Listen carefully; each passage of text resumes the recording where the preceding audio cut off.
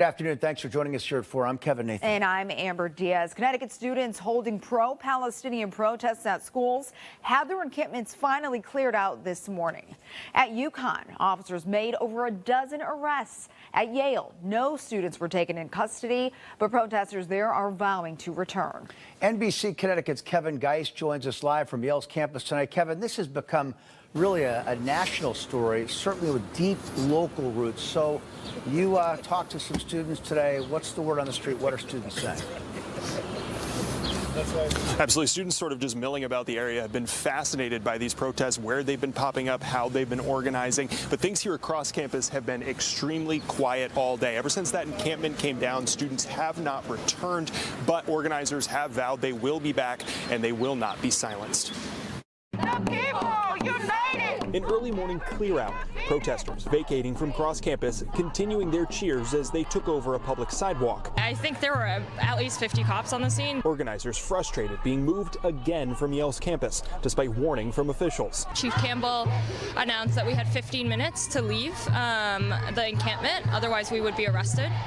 And then he also said that there was a threat of the emergency suspension. According to the school, quote, the tent encampment was located near student dorms, libraries, and classrooms, where many students are writing their final papers and studying for final exams. They can try doing whatever they want. They can send cops, they can arrest folks, they can say that they're going to suspend folks. We're going to keep coming back as long as Yale is complicit in the genocide. Protesters set up this encampment on Sunday afternoon, but have been protesting for more than a week, at one point shutting down a city intersection after being vacated from a previous encampment.